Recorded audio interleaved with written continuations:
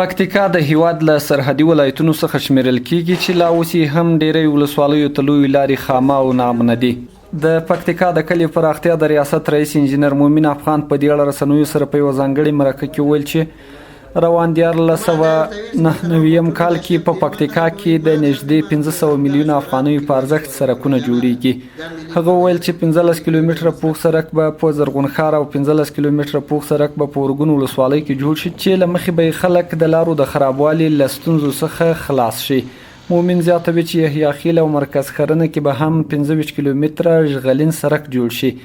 هغه زیاته کړه چې د یادو سړکونو بودیجه د وزارت مالیې له لوري ورکړل شوې چې په یادو پروژو کې به د اړوندو سیمو زرګونو تنو ته د کار زمینه هم برابره شي. 10 کیلومتره سپالټ سړکونه لرو چې 15 کیلومتره د ورګون ولسوالۍ کې او 15 کیلومتره د کټواز د زرغونشهر په ولسوالۍ کې همداشان 15 کیلومتره شاوخوا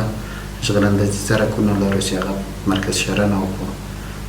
ځینو نورو ولسوالیو کې دا پروژې تطبیق شي چې تقریبا د دغو ابتدایي لګښت چې د 1500 میلیونه افغانیو په شاوخوا کې په دغه باندې لګښت راسي. د ورګون ولسوالۍ اوسیدونکي او آزاد خبریال ثمرګل ثمر رسنیو سره په خبرو کې وویل دا لومړی ځل دی چې پکتیکا کې په لویه کچه پروژې تطبیق کیږي، خو زیاتوي چې لا هم پکتیکا کې زیات کار ته اړتیا لیدل کیږي. هغه د کلیو پراختیا د ریاست له مسؤلینو په ولسي جرګه کې د پکتیکا د خلکو له استازو مننه وکړه چې د ولایت د پروژو په تطبیق کې هڅې کړې دي. پکتیکاوال منندوی دی او له مرکزی دولت څخه په راتلونکي هم غوښتنه کوو چې له دې ور اخوا پکتیکاوالو ته کار وکړي او ګڼې پروژې دي دلته پلي کړي ځکه چې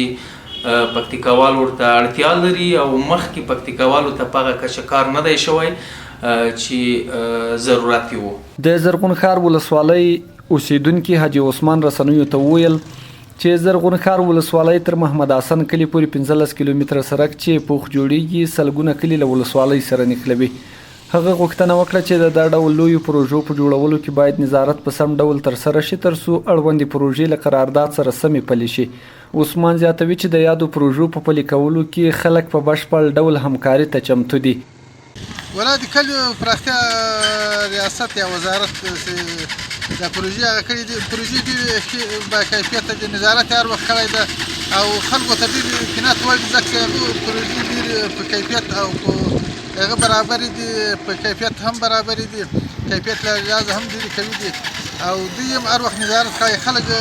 ډېر ښې ګټې ځینې اخیستې دي که په ابرساني کې د سړک په دا سړکو په کې د اوس پروژې لا مخته ژغل اندازي کارونه کوي دي خلک ډېر دي خوشحاله. د یادونې وړ دی چې اوس هم د پکتیکا ډیری ولسوالیو ته غځېدلې لویې لارې خامې دي چې له امله یې خلک د تګ پر مهال له ستونزو سره مخ کیږي.